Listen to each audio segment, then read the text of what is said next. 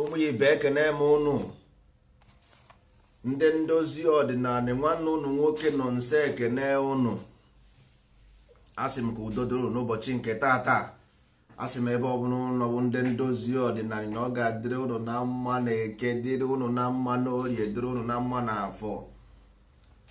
anyị na-ekene eke kere ụwa, kene ndị mbụ, kene ndị ọkpụ na ndị egede. anyị na-ekene ndị be anyị niile n'ebe ọbụla ha nọ. anyị na-asị ka udo dịrị ha n'ụbọchị nke tata. na anyị nwawo ndị Igbo, anyị nwawo ndị Igbo. anyị kwere na Igbo kwesie ike. anyị makwa na ihe anyị nwere, maka na onye onwe juru afọ anaghị achọ ihe n'iro. onwe anyị juru anyị afọ asị ndị Igbo. ka m bịakwanụ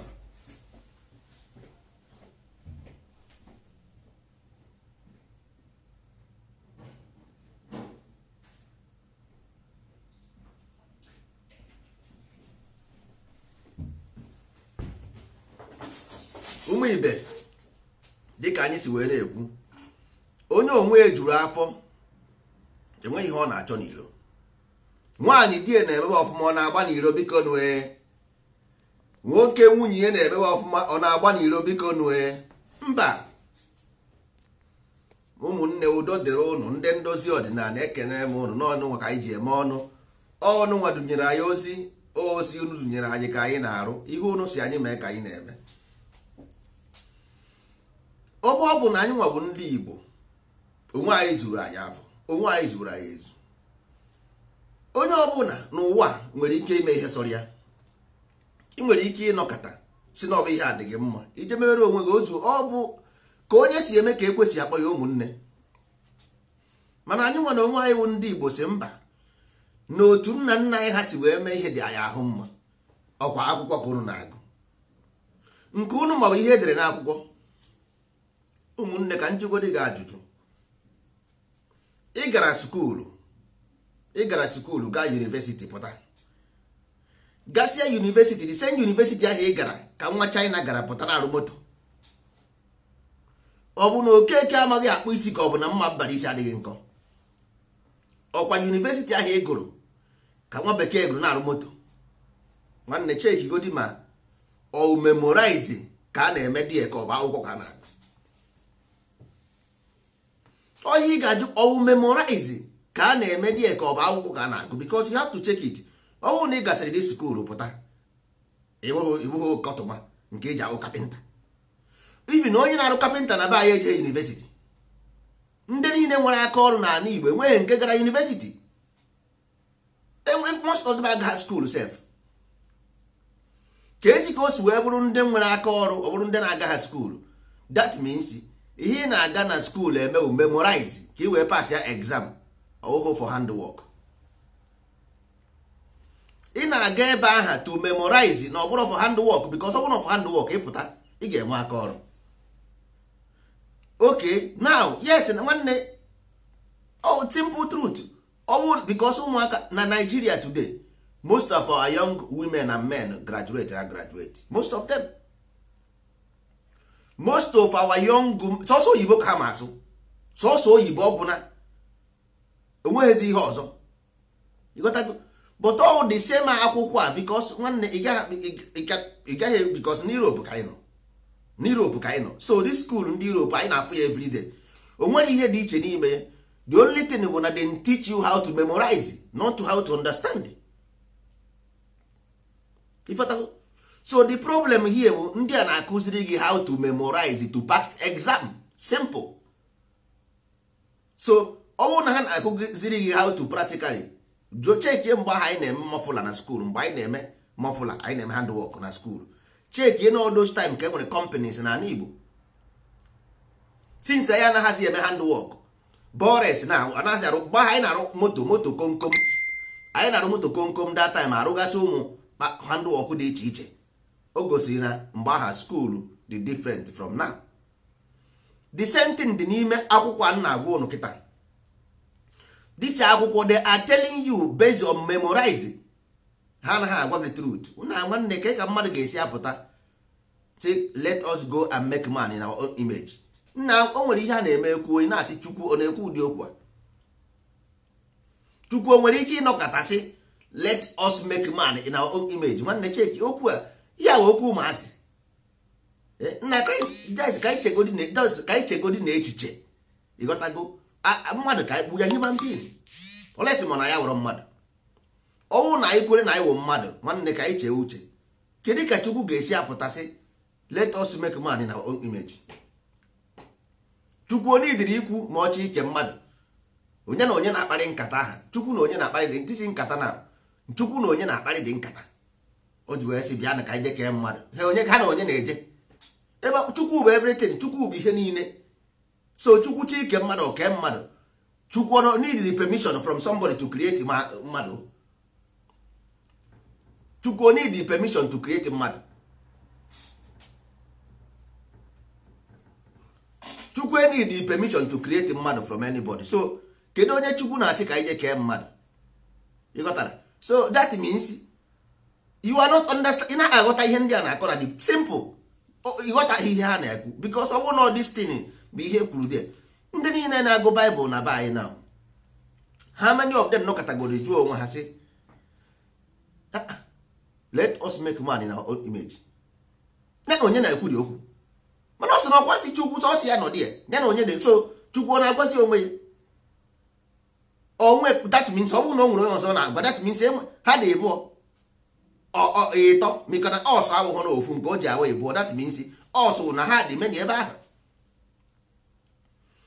If that is the truth ọ bụrụ na eziokwu that means ọ bụghị sọsọ ya na ebe ahụ no need the permission from other people to create because nwanne ị gaghị asị m na-asị because ihe a bụ ihe a dere ebe ahụ ọ bụghị go to there you see gaa na dị akwụkwọ ị gaa na dị akwụkwọ go there gaa na Genesis 1:26 ị ga-afụ ya go to Genesis 1:26 come let us make man in our own image. Chukwu the Almighty kedu onye ọ na even magara ịkpọzi Chukwu God the Almighty kedu onye ọ na-agwa ịghọtago? So nwanne ọwụ na iwere this kind brain I tell you nwa gị tasịa afụfụ if your child suffer nwa gị tasịa afụfụ ebe ọ bụ na you go to school enweghị ihe ịmụtara ị gaa boy enweghị ihe ịmụtara ị gaa with your friends enweghị ihe ịmụtara the same thing onye nwetinyere gị na the position ị nọkwa because of common sense is not common. Mmadụ dere gị n'akwụkwọ si gị for your because your spiritual belief is powerful is your life onye nwana control your behavior. Your spirit controls your behavior. So somebody nyere gị akwụkwọ because God is Almighty that means somebody that you believe in no ya with the powerful he will do everything for you. Nsogbu adịghị there is no problem. Mmadụ nye gị akwụkwọ a book of worship say not through book, this book you will see the God na because you are playing with your life. Ị na-eji ndụ gị egwu egwu oke o nyere gị akwụkwọ si gị na this akwụkwọ ka ị ga-eji wee fụ God anya that means ihe dị n'akwụkwọ a kwesịrị ịdị truth honest and absolute. Oruo ebe ahụ sị gị na agwọ na-ekwu okwu oruo ebe ahụ sị gị na Chukwu kpọrọ ndị ọzọ si kaje kee mmadụ ọ sịkwa gị na Chukwu bụ only one.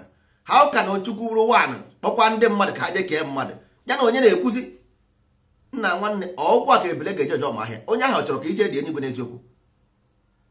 Onye a na-agwa gị ụdị okwu a ọ chọrọ ka ije dị enigwe n'eziokwu biko ọ bụrụ ọ chọrọ ka ije dị enigwe ọ ga-eme ya iziri before ọkụ enwu before electricity ọkụ ga-enwu na electricity ọbụla only the positive and negative energy to ignite light. Ị na-ekwentị o ruo ọ sị gị osisi nke dị n'etiti that is the balance nga atakwana. So ịtasie nke aka ekpe nke eke nne abịa gị ụgwọ ịta nke aka nne nke aka ekpe abịa gị ụgwọ mana ịta nke dị n'etiti balance ya dị energy ọ sị gị ata na nke ahụ maka ịbalance ya dị energy that means onweghị uru ọ bara nyanwa n'ọba. If you balance the energy religion become useless. You got to go so that for the religion to be relevant ị na-idere ịta ofu ịta Chukwu ekwensu abịara gị ụgwọ ịta ekwensu Chukwu abịara gị ụgwọ mana ịta nke dị n'etiti ijide Chukwu na ekwensu n'aka.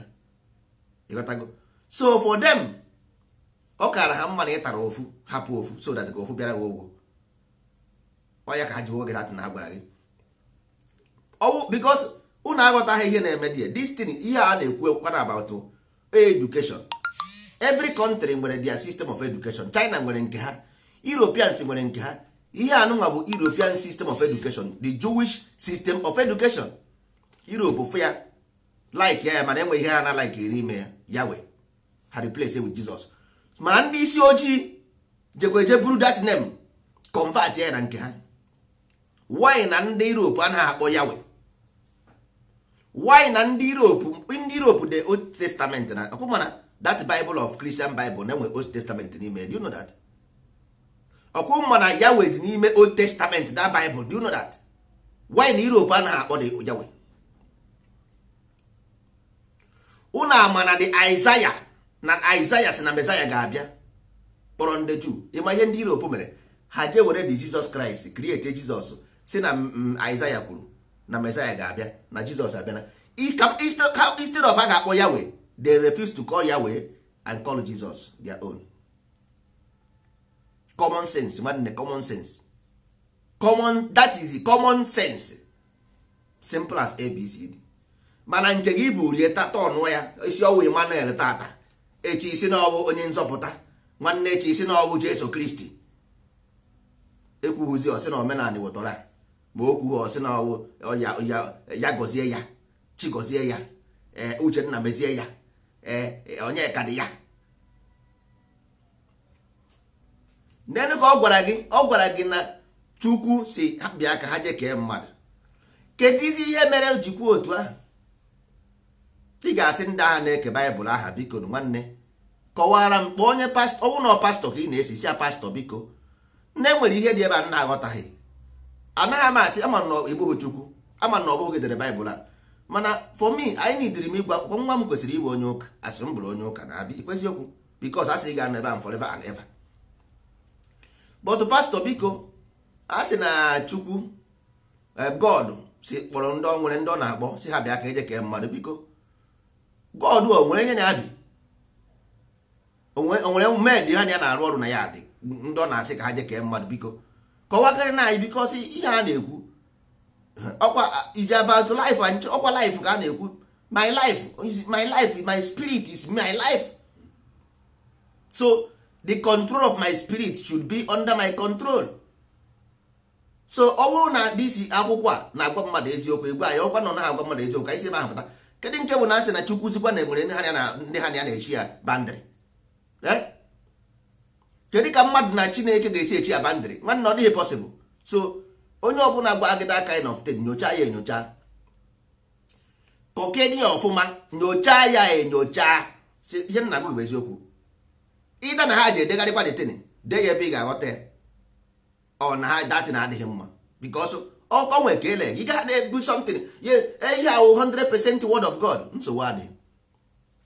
Word of God agwọ na-ekwu okwu. Agwọ na-ekwu okwu na village unu. Agwọ na-ekwu okwu na village unu. Ọ bụrụ mba na agwọ anaghị ekwu okwu, then kedu ihe agwọ ha na-ekwu okwu? Kedu ihe ọ bụ? What does that mean? Why ha ga-eji si agwọ na-ekwu okwu at the first place? Even though na agwọ anaghị ekwu okwu, ha ọ gwara gị ihe o mean? Ọ gwara gị sị gị na disi agwọ na ihe ọ pụtara? Mmadụ one n'ime unu can actually say na disi agwọ asị na ọ na-ekwu okwu na ọ bụ ilu ka a na-atụ nekwa ihe ilu a pụtara? Kọwara na ilu ahụ na. Why don't you go to church and tell the followers the ilu of the agwọ? Gwa ha na datin bụ ilu but because ị na-eme interpretation. This are ị na-eme, you are interpreting Bible, ị na-eme interpret book, then gwa ndị na-eje ụka na ihe a bụ ilu nekwa ihe ọ pụtara n'ilu a. Ndị Igbo na-eje ụka 99% amara ihe dị na akwụkwọ. What is the meaning then? Come, let us go and create man. Who with who? Ka afọ onye ahụ a na-akpọ ọ bụghị Angel Michael. Angel Michael ọ bụ onye Israel? Unu amakwana that Bible unu na-agụ Old Testament, Genesis bụ na Old Testament ka ọ dị. Do you know that? Ị ma na Old Testament bụ Israel onwe ya, not Jewish people onwe ya. Then ka ezi ihe Jesus Christ na that Jesus Christ ndị dere ya bụ St. Paul and St. Peter. Do you know that na ndị dere book of Matthew, Mark, Luke and John afọ ahụ ọ bụ Jewish name? Matthew, Mark, Luke and John ọ bụ Jewish name because the story of Jesus na Matthew, Mark, Luke and John. gwa m the Hebrew name, gwa m the Hebrew name of Matthew, gwa m the Hebrew name of Mark, gwa m the Hebrew name of Luke, gwa m the Hebrew name of John. Iburu akwụkwọ. That is why na-agwa unu na ihe na-eme anyị si anyị n'aka. O nwere one woman onye England a na-akpọ Margaret Thatcher. Margaret Thatcher mere ndị South Africa nke ha na-akpọ ya, ha mere ha appetite. Ruo taa anụbeghị m nwambe Eliza kwuru maka Margaret Thatcher against Margaret Thatcher. Leopoldo of Belgium gburu ndị Congo 15 million, anụbeghị m nwa bekee kwuru maka ya. Columbus gburu ndị South America, anụbeghị m ka ha kwuru maka ya. Ndị British na Australia gburu aborigine, anụbeghị m ka e kwuru maka ya. Bush na ndị otu na Blair ha gara Iraq bukọrọ mmanụ. Obama na ndị otu gara Libya bukọrọ ndị mmadụ. Anụbeghị m ka nwa bekee kwuru ya na their media. But ndị isi ojii ga-apụta na media condemn nna ha bụrụ Chukwu onye ọzọ na-efe. Nna nwanna na Igbo mesịa gị ihe, nna gị mesịa gị ihe, nna gị imo emesịa gị ebe ị ga na anị mmụọ ha continue dealing with you. Ha mesịa gị ihe, nwanne, good is gold. Good is gold. You can never know, because if ordinary simple thing mmadụ gwara okenye dị ka gị with 50 years isi awọ ka mmadụ si gị na agwọ na-ekwu okwu, you cannot question it. Ọ mụ na gị ga-abịa nwere one country ikwuru ya abịa m nso gwupịa m gị anya. I were akwụkwọ mmadụ si na agwọ na-ekwu okwu debe n'isi bed gị as your spiritual protector. Akwụkwọ mmadụ si gị come let us create man n'ime akwụkwọ idebe n'isi bed gị as a spirit protector. Ịbịa echi na-agwa m na mụ na gị ga-enwe ofu obodo piri na ihe ga-adịrị anyị na-abụ na mma. Ịtọnụ yo my own ancestor ka ịtọnụ against si na ha bụ ndị ọjọọ. Ikwuru datin bi ebe nọ egwu ngwuru gị otu ọba ha nwere aka atọgbuo m gị, were gị nye ndị ancestor. M were aka apịgbuo m gị, were gị chụọ aja, ma ọ bụrụ na a na-eji achụ aja were gị because enweghị uru ịba. Enweghị uru ịba. Nna nwanne ma ihe mere ala Igbo adịghị mma. All those people, ọwụ ndị agha sị na nna nna anyị ha mere ihe ọjọọ, ọwụ ndị agha boro ha ebubo. Ọ bụ iwe nna nna anyị ha na-ewe, ọ bụ iwe ha debere anyị n'ụdọ ndụ anyị nọ today. Ọ bụ iwe nna nna anyị ha na-ewe debere. Kedu ka mmadụ ga-esi amụ gị, nna gị mụrụ gị mụsịa gị, ogo nna nna gị ṅụrụ kaikai mmanya na-egbu ya, ihe ị ga-emebi ije were akwa kpuchie nna gị ka mmadụ gara ịfụ nakedness nna gị. Nna gị ṅụrụ mmanya na-egbu ya, were akwa jee kpuchie ya ka mmadụ gara ịfụ ya. Ihe mere bụ ịkwara nna gị kwa ya n'ime gota, kpọọ ndị mmadụ si ha bịa mụba ya amụ. Ha na-ekwe nna gị na ọdụrọ nkadị. That is what you did. Ọ bụ ihe i mere. Ịkwara nna gị kwanye ya na gota, kpọọ ndị mmadụ si ha bịa. Look at my father nakedness. Look at my father inside the gutter. Na ọ ṅụrụ mmanya. My father is drunk. My father is a drunkard. That is what you do with your attitude. And today we are suffering because of this thing. Na afụfụ anyị na-ata tata. Ị nwere mineral resources, ị nwere gold, diamond, fuel. You cannot even know the color of fuel in your life. In your lifetime, you cannot see crude oil with your naked eye. You never see gold, raw gold with your naked eye. You never see diamond with your naked eye. But these things are mined in 5 meters from your house. And a good thing in 5 meters from your house. And you have Bible on top of your pillow with some name from Rome. With the name from Rome, nke ọzọ from Israel.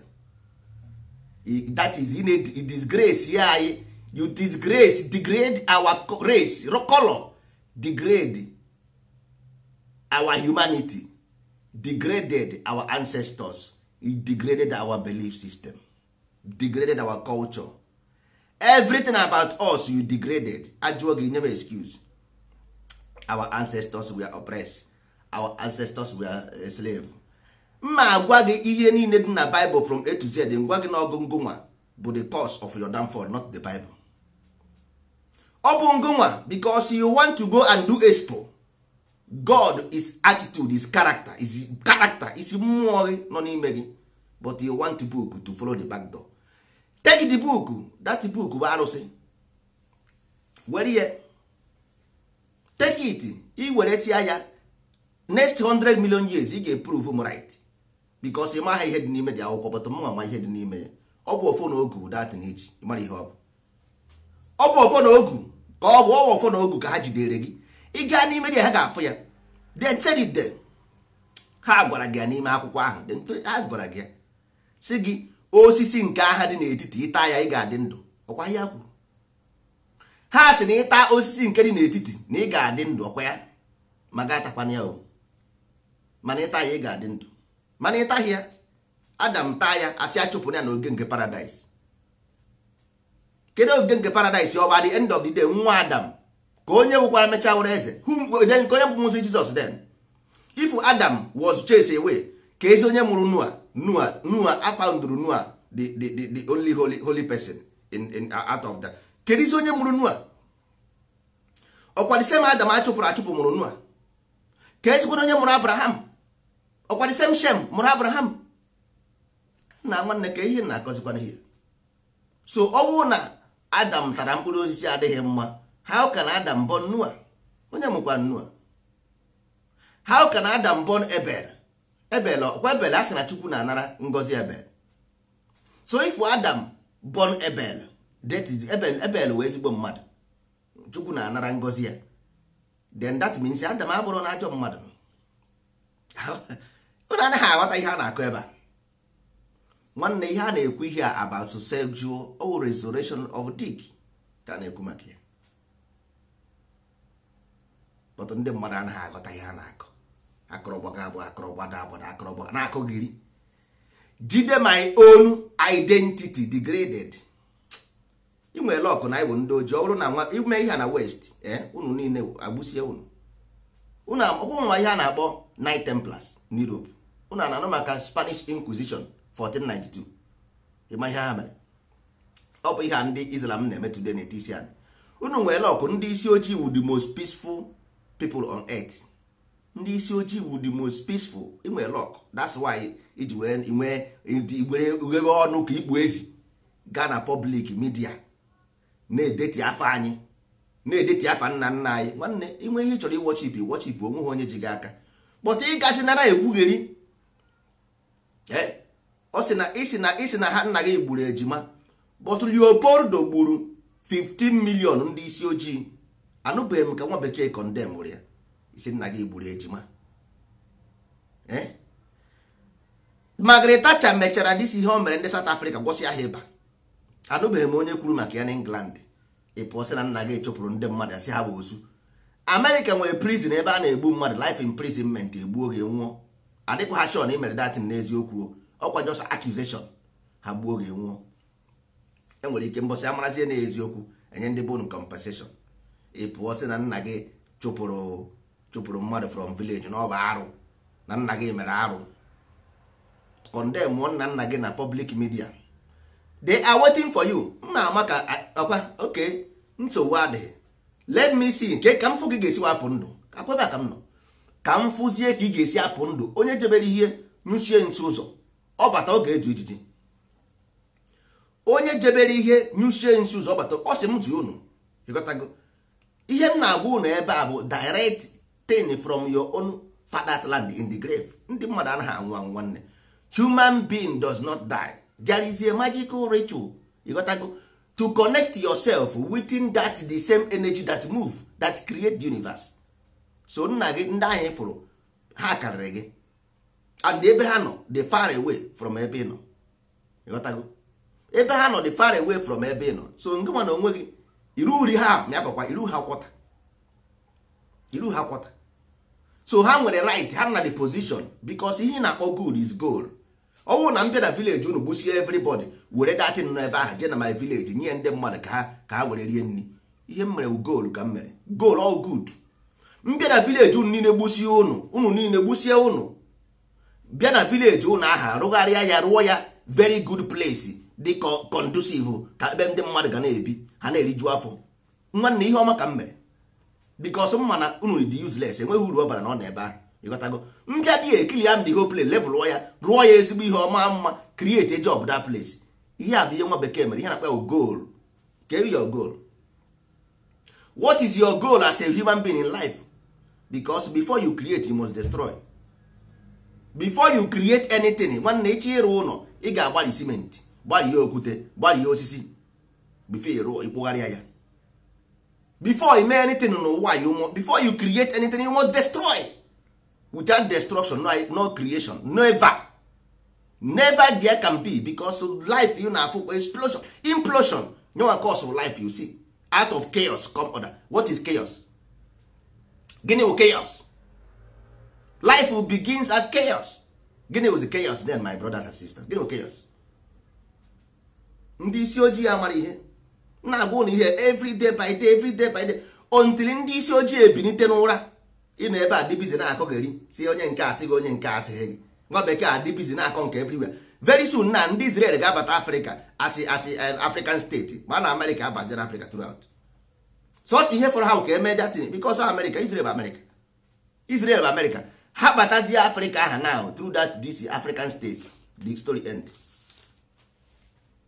end ndị a dị clever smart more than you ha nwere ụbụrụ isi nwee ọgụgụ isi na plan see map everywhere mepee religions everything ha nwe Islam ha nwe Jewish ha nwe Christian they own it all kedu nke ị nwe what is your own enwere nke ị nwere na ịdị busy na-ekwu about nonsense nwanne nsọ ala bụ ebe anyị bi ọ bụ nsọ ala ka anyị na-eme onye nwa belief system onye nwa bụ ihe anyị masị ndụ and onye nwa the almighty because our message is from above ọ bụ our ancestors the beginning is here because there is nothing like yesterday is nothing but memory memory so ihe anyị nọ ebe a bụ yesterday the destroy the house ka anyị bịara ebuild the temple has been destroyed anyị bịakwara ebuild ya ma gị nwa ma okeke ma harị nwanne either you follow or you don't follow ọwụ na follow join ya ọkwa na chọrọ join ya join ya ọkwa na chọrọ join ya isi ba pụrụ anyị n'ụzọ enweghị religion anyị ga-eme accept apart from nsọ ala enweghị any no contradiction sọsọ ihe anyị ma n'ụwa bụ nsọ ala that thing we did before yesterday tomorrow and today we continue nwanne ị na-anya moto you continue pressing throttle na-agba fuel moto gị mebie idozie ya na-egbakwa ọreti ga na-agba moto gị ifugo Hamilton moto emebiri ebe ọ na-anya moto o buru moto ọzọ Hamilton bụ Mercedes nwanne Mercedes emebie ọ paaki ya echenjie taya echenjie fuel agbaịkwa edozie omuvukwe iburu moto pụta n'ụzọ ruo mgbakọta echenjie moto onye kwuru kedu ebe a na-eme otu ahụ sọsọ ndị isi ojii ị gaa na China ha bụ Buddha ị gaa na Indian ha bụ Hindu ị bịa na Europe ha bụ Christian ị gaa na Arab ha bụ Allah ị gaa na Middle East ha bụ Yahweh ị bịa na Africa bụcha ihe niile enweghị ha na-ebu ha bụ nke abụ ike kwuo nwanne gị anakọ nonsense in fact ịbụ nwanne m nwanne Igbo amara m onye Igbo ọwụ na ịbụghị onye nsọ ala I don't know you amara m Igbo iwe threat iwe sell out iwe slave ịhụ onye nsọ ala nwanne stay away from me amara m onye Igbo because you are unstable mind ihere anaghị eme gị ị chọrọ if you want to see God you become a good man not religion if you want to see God you become a good man then the God will reveal it to you who to follow ị chọrọ isi God bụrụ ezigbo mmadụ then the God will show you who is your friend ọ ga-agwa gị onye na-ekwu eziokwu onye na-atụ asị you can't just be an unstable mind na-akọgịrị na-akpagharị na-ekwughịrị God Jesus is the Lord and Savior of what? Savior of what? Of who? N'aka gịnị? Savior of what? Savior of gịnị? I want to know. onwe onye ji m nna onye na-esi efu ka onye mmadụ ji ọ bụrụ na enwe onye na-eti gị ihe now somebody is beating you then somebody will come and save you. Nna enwere onye ifu na-eti m ihe ebe a now so do I call savior? Onwe onye need to save me here. ọ mụ esave onwe m. So what do I need to save myself? Nsọ ala is something greater than many of you don't even understand, which you will see, because ihe anyị nọgodi now anyị na-agba anị mmiri. Nsọ ala is more greater than everything, because nsọ, that language everybody knows it. So nsọ, everybody ma ihe bụ nsọ. So always how to practice it ka anyị na-ekwu maka ya. Anyị na grind ya, we are grinding it. After grinding it finish, we will give it to you free of charge. You have it. Then I agwazi mgbe nke ị ga-amazi na yes, na nna nna gị ha nwere ihe ha kwadobere gị, alaeze ha kwadobere gị, and your only people who are ready will see the kingdom. Alaeze ha na-ekwu okwu. Alaeze ha then tell you about revelation, but you cannot even know what is revelation. You don't know it. Ha gwara gị na enwere revelation will come one day. You don't need ihe ịma bụ revelation. Gịnị ka anyị na-eme ihe a? Ọ bụrụ ọ bụ revelation. A sị gị na savior ga-abịa, you don't even know what savior means. Ị na-eche mgbe one man from somewhere from Europe and carry wig n'isi na-akpagharị, ma ọ bụ onye ya ebu egbe na mma bịa isave gị. Savior is not that. It's a language. Go to dictionary and look what is savior. Gaa chọọ ihe dị savior na dictionary. Gaa chọọ ya. Gaa chọọ ihe messiah in dictionary. If you don't know, you na-eche somebody from somewhere, Jesus will come and take his people. Nsogbu adịghị, chere, go and wait for him. Don't come here, chere, wait for him. Ọ na-abịa, he will come and take you. Jesus ga-abịa kpọrọ gị naba. Go, they will take you. If nna nwanne go to airport European, if you go to bịa na Europe here, iji passport ndị atụọ gị nga, ị ga-anọ n'ime detention camp isi awa achaghị. Mmiri ka ndị be anyị na-esi abịa Europe, but European man will come to Africa and take you to heaven free of charge. But mmiri ka isi abịa here on earth, you iji eji mmiri abịa Europe, you take water to Europe, you go Mediterranean Sea, take a risk, but you expect the same man to come and give you a free paradise in heaven. But this man enweghị ike inye gị anything here on earth. Enyeghị gị anything here on earth, they don't give you. But this man ka ị na-eme expect ga-abịa kpọrọ gị na paradise. Ọ ga-abịa kpọrọ ndị nke ya laa. Chegharịa dị mgbe oge dịrị gị, chegharịa mgbe oge kwesịrị, n'ihi na nchegharị adịghị n'ala mmụọ kere. Chegharịa mgbe oge dịrị gị. So nke anyị na-ekwu na kedu ihe ọ bụ? Nke anyị na-ekwu na what it is, kedu ihe ọ bụ? Ọ bụ nchegharị ka a na-ekwu maka ya. This thing anyị na-ekwu na ọ bụ nchegharị. Is it not repentant? Why o ji eme ndị isi ojii na-eme something, they never regard their own as anything? Why? Na ana Igbo anyị nwere ya na ube ejibeghị eji, ọ na-acha ọcha. Ube ji ejie ya bụ na ube akarụọ na akarụọ. Then kedizi ihe ga-emenụ onye ojii ga-eji wee na-ewetara gị message of your own father? You said no. You even in fighting, resisting against your brother because ọ sị gị believe in your own self. Because na ọ sị gị believe in your own self, you resist, even trying to, even ọ bụ na hapụ gị igbuo the person self, na ọ sị gị just man is not a threat to your belief. You are a threat to my belief because you brought a foreign god. Your Bible tell you never you worship a foreign god. Ọkwa ihe ha kwuru. Ọ na ha gwa ha gị na your Bible don't worship a foreign god. Not because God is angry because you are worshiping foreign god. Ọkwa ihe o kwuru. Because ị naghị aghọta ihe dị na Bible. You don't understand. You go by the name. You go because Chukwu enweghị afa. Ihe a wụ definition ka a na-ekwu maka ya. If you want to understand Bible, put it in context. Don't worship any other god than me. Look at the mirror. N'anya na mirror ka ifu the god. Look at the mirror and see the god. Don't ever worship any other god than me. Look at the mirror and see the god. Then if you worship any other god than that man in the mirror, you will die and painful death. If you worship any other god more than that man in the mirror, you will die a painful death. Go and mark it somewhere.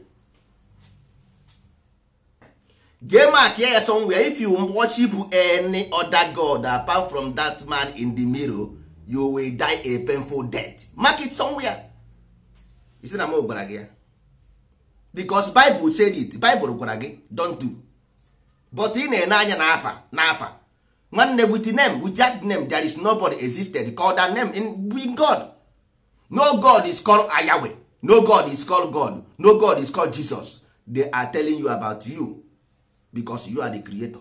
You are the creation. You are everything.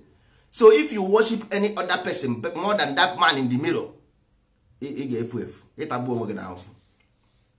Simple as ABCD. Ị na-aghọta ihe edere n'akwụkwọ ahụ, anyị na-agwa gị ihe, we make the reinterpretation in that book because anyị ma ihe ọ bụ. Anyị ma ihe dị n'ime dị akwụkwọ mara ya. You fight your own brother, ị na-anụ nwanne gị ọgụ. Nwanne gị na-achọ ka ọ zọpụta gị ndụ because ị naghị eche uche. Ị naghị eche uche. You don't think. Ọwụ ndị dị ka unu tinyere anyị na ọwụ ndị dị ka unu mere anyị adịghị mma. Chinua Achebe say they have put knife in war to unite you and divide you. You can't even think. Ị gaghị eche uche. Chinua Achebe, an old man, ọnwụgo. Ọ sị, may he so rest in peace. Ọ sị na ha tinyere mma n'ihe united mụ na gị gbuwa ya. The same thing ka na agwa gị today. Na this thing bụ ihe divide mụ na gị. You still don't believe it. So Chinua Achebe was wrong. Sankara was wrong. Martin Luther King was wrong. Marcus Garvey was wrong. Everybody was wrong. So all of these people they are wrong.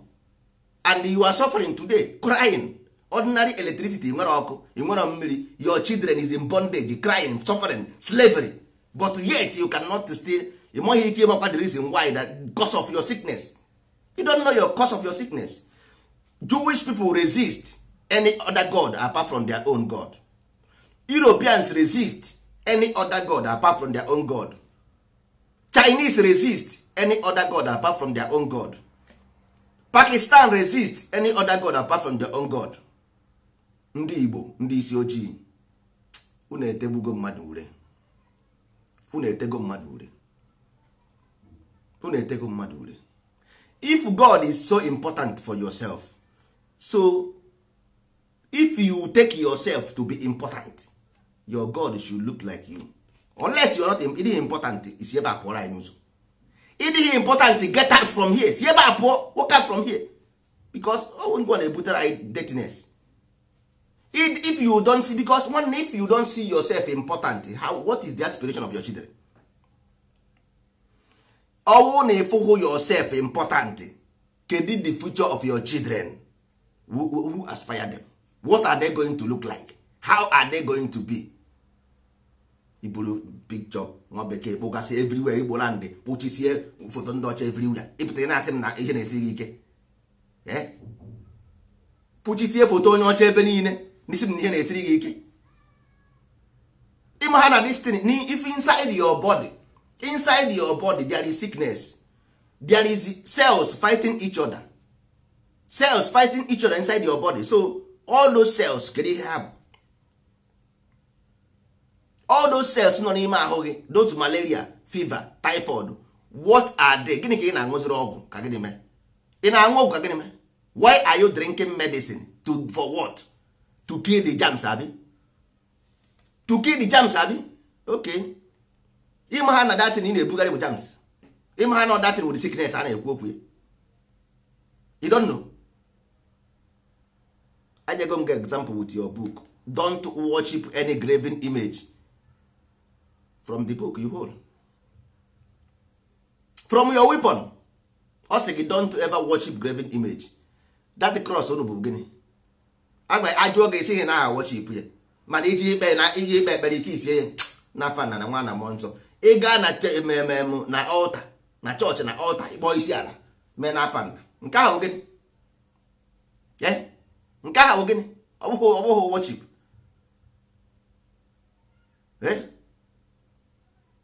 All this name Jesus akpụrụ ya akpụ na cross. Akpụrụ ya akpụ mmadụ akpụrụ na cross were ntu kudebe na ntu. Ewere mmadụ kpogode na ntu. Nna ndị isi ojii na-echuche. Chegodo echiche mmadụ ka akpụrụ ntu otu akude na ntu. Ka were anya n'onu. That is somebody ka akụduru ntu na anya n'onu. Na ke would wickedness be ha.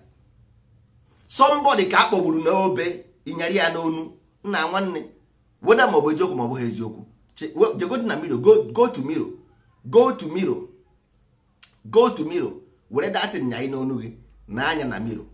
Ka ịhụ na that thing ịnya mmadụ ka a kpọrọ n'obe mmadụ ka e were ntu kụọ ya n'aka na abụ nwanne you are heartless and you must treat it as such.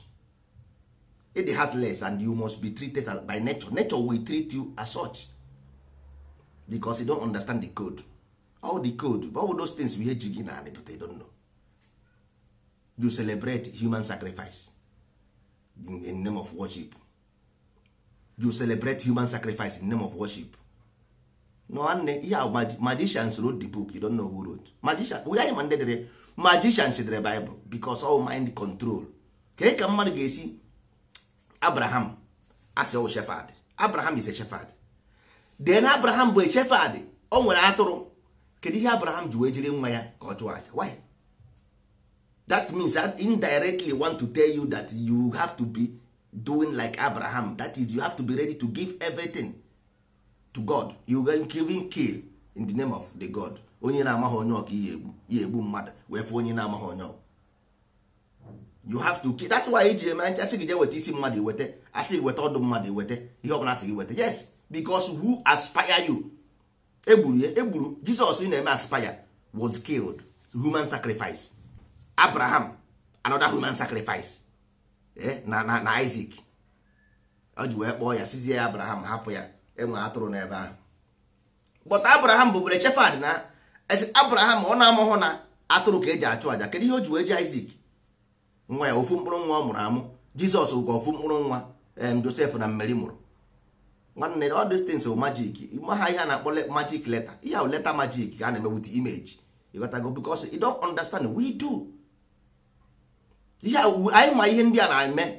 We know what they are doing, but nke nwa amara.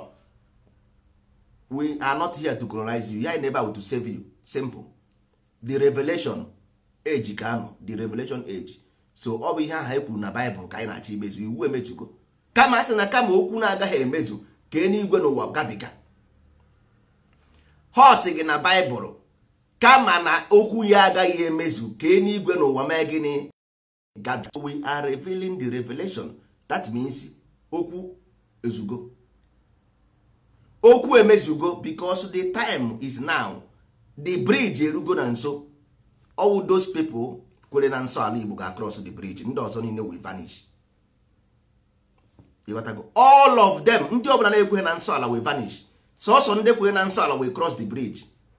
Ihe na bụ eziokwu. Itegide literal. Sọsọ ndị kweghị na nsọ ala Igbo will cross the bridge. Ndị ọzọ niile will be wipe. Ha ga-eso, ha ga-apụ apụ. From one thing or the other. Ịdan ha na Congo biri ebe ahụ, ha na Cameroon, na America, na Japan, na Taiwan. But that ana ga-achinarị ha. That ana ga-achinarị ha. Onye si na asị ya tara ya. Because if forbid you go to the land and the land will forbid you. And even though the truth come to your door and knock, you don't believe it. Who is to blame? Could only get blame? See? How are you going to blame if the truth come to your house and knock? Ba ba ba ba. Sigi me hold the simba. Who is to blame? Because you got no big drama. Your heart is not good. And the Bible again gwara gị sị gị that only people that can enter the kingdom bụ ndị obi ha dị ọcha. So how can you have get ga-esi wee mee expect na people like you can see the kingdom? Kedu mmadụ na-esiri onwe ya? Why are you so deceived to yourself, so wicked to yourself, own self? Why? Because truth is simple. Anaghị ekpuchi afọ ime aka. You can never hide truth. Ị gaghị ezo onwe. Asị gị soro m, don't follow me mgbe ihe m ji ga-eme. I don't know you, I don't want to know you. I am only giving you message. If you like, you take. If you like, you don't take. Ana m azụ ahịa petrol. Inwe petrol m na-egoro. Asị gị soro m jee eme gịnị? Don't follow me. Any day I bring the writings of Nsọala and give you, take. Don't follow me. Follow the law that will guide you towards your own ascension. Don't come to me. Abịakwana m nso. I don't want to know you. Take this thing for yourself, for your children, for your generation to come, for Ala Igbo to be better. I chose me anything. I don't want to know anything more. I chose glory from you. Don't ask me anything and I will not give you.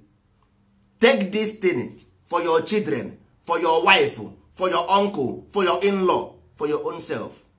Take them as a line guiding principle. Learn from there and develop your own mind like ndị ọcha, like ndị Japan, like ndị Arab.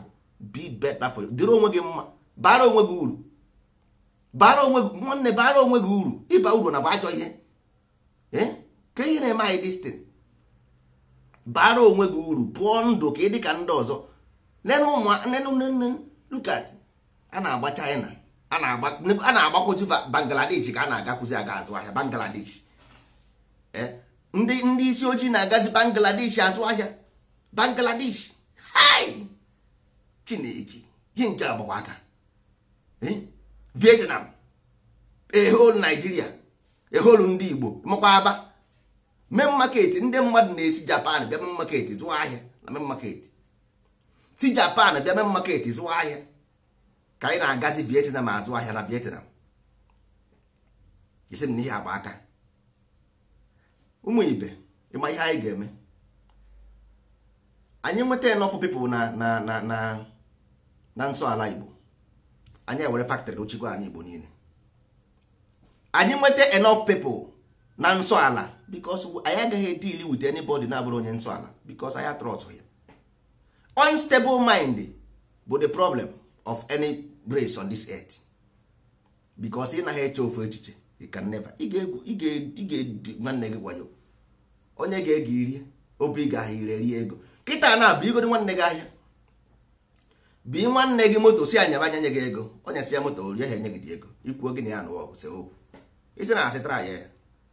Nye nwanne gị ego ka o wee bido ahịa, after je na ya the money. Ga na ya the money ka ife ya ga-eme na. Ị na ya the money gị na ya esi okwu. Ịnọdụ ala bekee buru moto bunye ka ọ ree wetara gị ego, gaghị eweta the money. Bụ ihe ngwa ahịa ka ọ ree wetara gị ego, gaghị eweta. Unstable mind bụ the source of problem. That's why every country, because this God a na-ekwu okwu ewu aspiration. All to aspire the mind towards, to gravitate towards righteousness.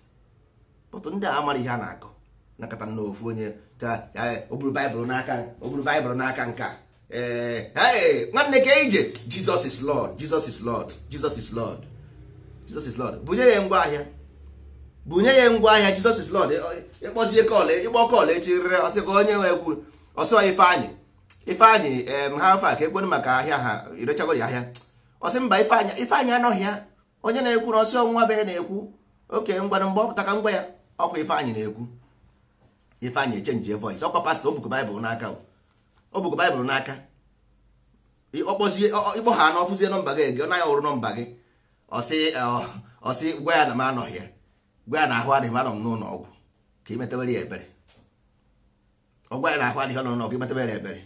Ịkpọzi ya o nwere ike ịkpọzi ya oge ọzọ ụda ndana mgbe o buru foonu ọ sị na ị makwara ndị o bunyere ahịa ji ọsụrụ kuchie dị ego. Ọ na-agwa gị ka ime gịnị? Mgbe i biri ahịa isi ya bunye mmadụ. Mgbe i biri dị ahịa isi ya bunye mmadụ. Mana kịta ọ na-agwazi gị na ndị ibiri ha kuchie na dị ego. Ọ maghakwa ma ahịa ahụ ọ mmadụ bunyere gị ka ọ bụghị mmadụ bunyere gị. Ọ maghọ. Otu a ka o si wee mee, o nwere ike ụlas hope gị otipịa na gị ịba na ha ụkọ. O nwere ike ọwụzie ndị na-azụ ahịa ụmụ ahịa ike anụnwa nwere ike ndị ahụ egbuo onye ahụ nwụ duto bikos ifuru nwanne gị ka inyere nwanne gị aka ka gị na-azụ ahịa ka ọ bara onwe ya uru, bara ndị nwa uru. Otu a ka ị ga-esi anwụ ha gbaa gị ọkụ. Ịma mmadụ na-agbara ọkụ n'obodo mmụọ because of this thing na-agwụ. Ndị be anyị agbara ọkụ n'obodo mmụọ ka nkụ because of this thing. Ị ga-atasị afụ n'Europe, tasị afụ goloto ofu bọọsụ, ofu mkpụrụ bọọsụ lodu onye bụ na ya Afrịka. Nwanne gị nwoke bụ ihe ka ọ ree wee pụọ. O nwere ike onye na-akpọ gị since everyday na-ese ndịri ego isi oke ka ibunyezie ya ngwa ahịa ka ọ ree wee nwee ike nye nwunye ya ndị na ụmụ ya. Bụ ihe ngwa ahịa ha na ibu ihe ngwa ahịa ọ gaghị ebuzi foonu gị egen. Ibu ihe anya dị ngwa ahịa na ụmụ foonu onye ha ebuzi mgbọsọ obuzi foonu ebu ọkọrọ gị ofu akụkọ o ji gbara nwanụ nne-eji wee fere. Ihe a na-ekwucha ọwụ na mind development ka a na-ekwu maka ya. Mmụnụ ịkpọ mmụnụ na foonu ọ sị gị na Okeke arụ ọnụ ụlọ, Okafọ arụ ọnụ ụlọ, bunye mpa ya jip. Mpa ya ọ na-ekwu okwu nwere ike ọ dị 80 years o. Gwanụ m ihe onye dị 80 years ga-eji jip eme. Onye dị 80 years ọ naghịzi afụ ụzọ. O ji jip eme gịnị? oju na-enu onye ndụ ya na-agụ kwapụ kwapụ, onye ndụ ya na-agụ kwapụ kwapụ, kedu ihe onye a ji ụlọ enu eme? Ụlọ ọfụ ụlọ enu ọ ga-arịnwu? Onye a dị 80 years ọ ga-arịnwu ụlọ enu ọ na-ekwu okwu ya na ka ị wee fụ na ihe na-eme ndị agbaghị aka mma na-agwa ụlọ otu ọ dịka nwanne nsọ ala a na-ekwu okwu. Let me tell you small thing about nsọ ala. E nwere ihe a na-akpọ implosion in na nuclear science. Nuclear science enwe ya na-akpọ implosion. This implosion na nuclear science onye ka akwa na-eme, ihe ha breakri akwa bụ from inside ka ọ na-eme. Anyanwụ na-awa from inside outside, ọ naghị awa from outside inside. ịghọtago? So ihe religion na-eme, the target of religion at the first place, nsọ ala anyị create ndị aji wee kọpụrụ bụ na anyị were deta egwu ahụ anyị na-agụ, egwu mmụọ ahụ anyị na-agụ, because Africa, worship of Africa ancient wu egwu. This egwu ahụ nwere provoke emotion, sexual emotion. I provoke what the sexual emotion, I were nsọ ala restrict ye, I restrict ye, of course what you na-akpọ compression. This compression will cause implode, and the implode mehana ihe na-emezi or gravitate towards the center, because the gravity will towards center. So nsọ ala ihe ọ pụtara bụ gravitate towards center. That's why jem ihe ọbụla eturu dị n'ọgada naanị to ihe ọbụla tụtụ dị n'elu ọwụ resistance na hold dị n'elu. So nsọ ala bụ gravity towards the center or gravitate. ịghọtago? So onye ka ndị ụka kọpịara. So ha bezie n'ụlọ ụka, ị gaa n'ụlọ ụka, ị gafana na-agụ egwu mgbe ọbụla na-agụ egwu. So abịazie provoke all the emotion, ewerezie fake information lesi gị, ije compress fake information with restriction emere gị. ịghọtago? inwezie implode ị na-arụzi ajọ nrọ. Yes, we have light, but light ị nwere uru ọbara gị because enyeghị right information. Yes, because ị nwere pineal gland ebe ahụ. For this pineal gland to connect to this spiral a na-akpọ golden ratio, because of frequency up and down. ịghọtago? O nwere high nwee low, with the same energy ahụ n'ime. So ọ bụrụ na these people enyeghị right information, instead of you to go low, you go down, because enyeghị wrong information. ịghọtago? So this is spiral ị na-afụ, that spiral ahụ ị na-afụ, once you na-eme nsọ ala nwanne, you will gravitate. Once you gravitate towards this nsọ ala, your soul will separate from your body straight. So ọ na-esozi that is spiral na-aga, you become creator, soro create be na join zi. A na-ekwuzi nonsense, ifu ha nonsense ebe a na-abịa isi ebe a na-aga, nonsense ebe a na-abịa isi ebe a na-aga, because it separate go from the body. Inwuzie your body will be isoro the energy jewara. Mana mbọsị ọbụla ị nwere anwa of that ignition, ọ bụ datin ka this moto a na-akpọ diesel na-eme. Car diesel, ihe na-ehit ewu hit ọwụ plug, because ihe na ọwụ na ịma this nuclear science ị ga-arụ moto, because ọ ya ka eji arụ moto. This ihe na-afụ a na-akpọ diesel car, all the same thing na-eme diesel o ji move, because ọ na-ehit ehit. Ọwụ this emotion ka eji ehit, that na-eme amụgo o ji ekeni. All sexual pleasure ka na-akpọ ya. You can manipulate them through anger, through emotion. Ọ ya ka ndị be anyị ji akpọ ya egwu na egwu bụ ofu ifu egwu na fear, because all emotion ka ọ bụ all that na-eme amụgo o ji ekeni. All sexual pleasure ka na-akpọ ya. We can create it artificial, otu esi were ruo moto. Nene nwa bekee rụrụ moto, kedu ihe nyere ha isi ha ji were moto? Because ha ama ihe a na-agwa gị. That's why ji ruo plane, because ha ama this thing na-agba higher science. That's why ọwụ na deprive of knowledge, of powerful knowledge, then I make you powerless. If I want to make you powerless, I deprive you from powerful knowledge, then you become powerless. So God is nuclear science. You cannot know God if you don't know about nuclear science. Simple as ABCD. It's as simple as that. If you don't know science, nuclear science, you cannot know what God is. You can't. That's why when you get fake nonsense, saying that God would say, come, let us make my own image. Yeah, this is bonkom. Then how can you create? How can you become creator if you believe this nonsense? So you have to go close to God and know what God is, so you can use God to create. You must know what God means naturally, so that you can become a creator. You can't have cell phone. If